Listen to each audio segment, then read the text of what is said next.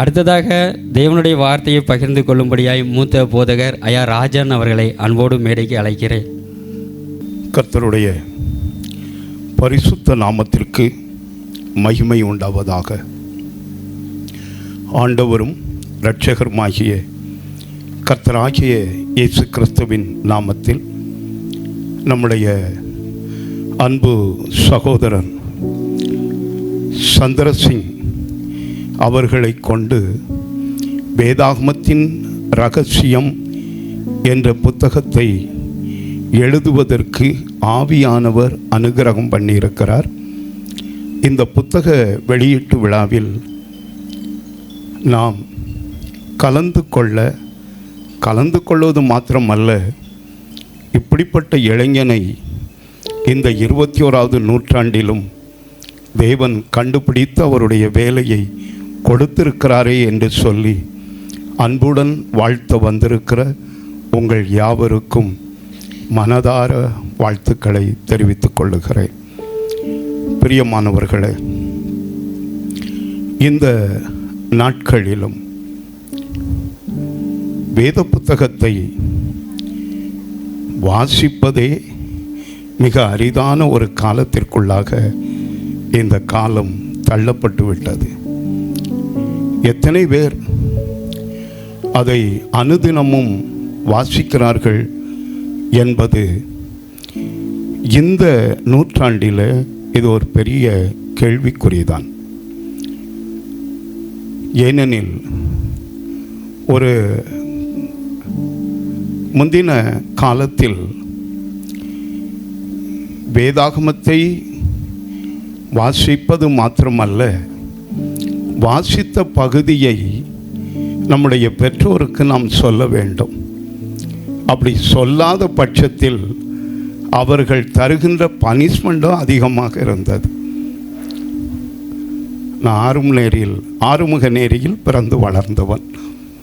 என் ஊரை சுற்றிலும் சர்ச்சு தான். எல்லாம் கவனித்து கொள்ளுங்க. இப்போ இருக்கிற இந்த நாட்கள் நாம் முற்பிதாக்களோடு கூட சேரக்கூடிய காலம்.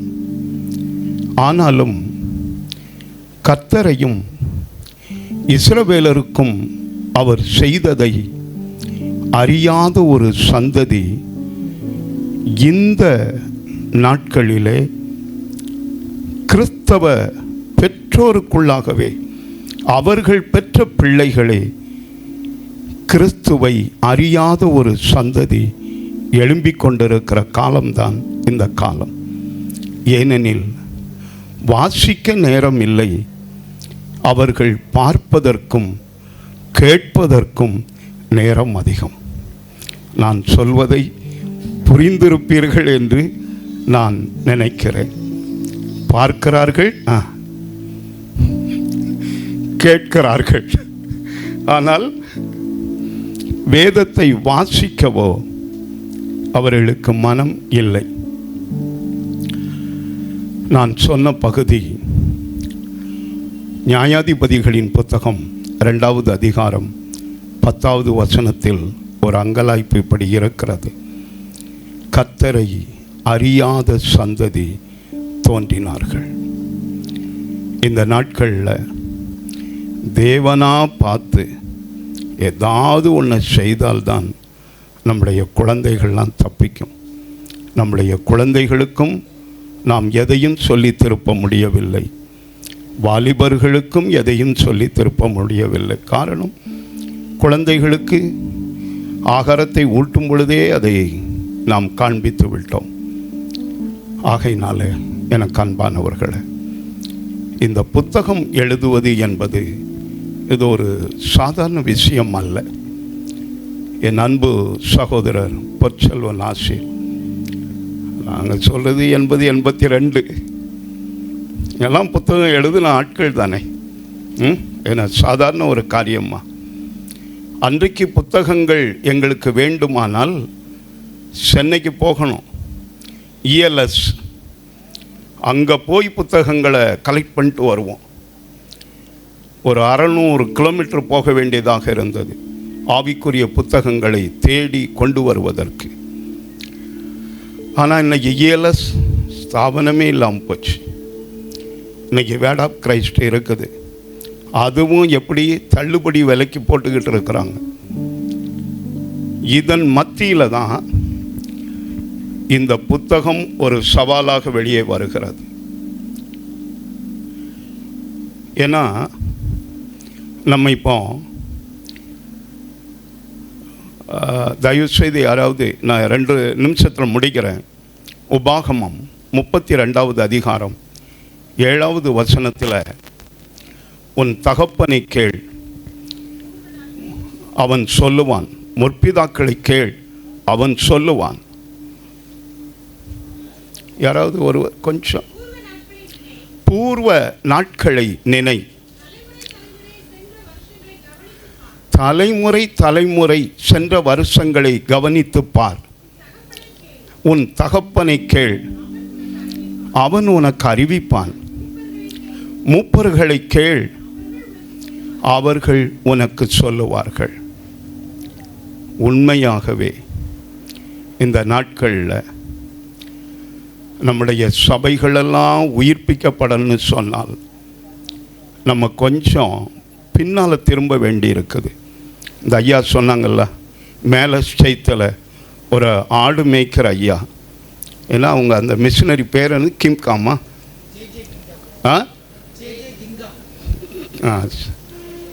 கொஞ்சம் கேட்க கொஞ்சம் கஷ்டப்படும். சரி, நல்லா கவனிங்க. கிம்காம் மறுபடியும்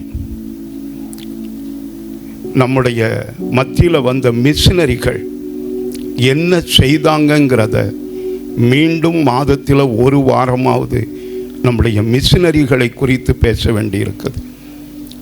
அதே போல் நம்முடைய சபைகளை உள்ள மக்களை, இந்த கால்வெல் நாசரேத் சர்ச்சுக்கு பின்னால் இருக்கிற மர்கஸ் ஐயர் இதெல்லாம் கொண்டு போய் காண்பித்து இவங்கெல்லாம் வந்து என்ன பண்ணினாங்க, எப்படி நமக்கு இயேசு நமக்குள்ளாக வர காரணமாக இருந்தவர்கள் யார், கொஞ்சம் நம்ம கற்றுக் கொடுக்க வேண்டியிருக்குது.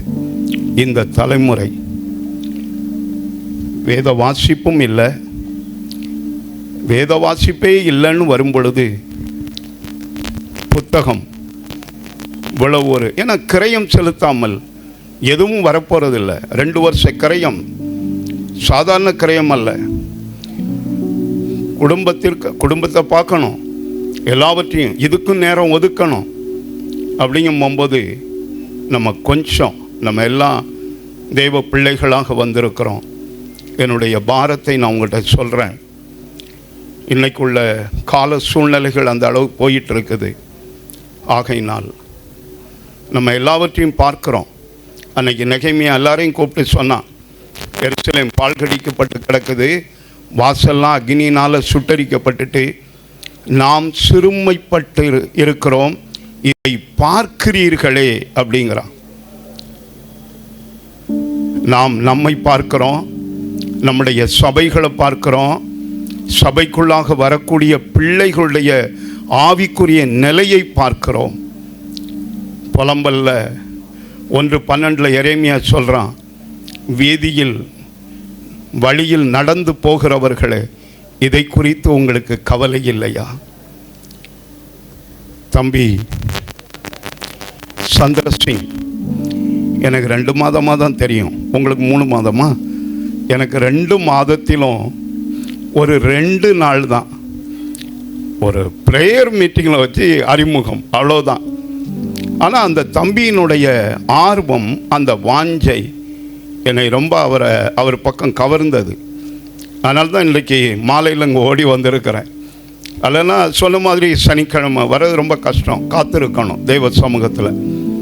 ஆகையினாலே எனக்கு அன்பானவர்களை, எப்படி ஆயினும் மீண்டும் பார்க்கிறீர்களே, நம்முடைய முன்னோர்களுடைய அந்த அர்ப்பணிப்புக்குள்ளாக இந்த நாட்களை நாம் கொண்டு வர வேண்டியிருக்கு.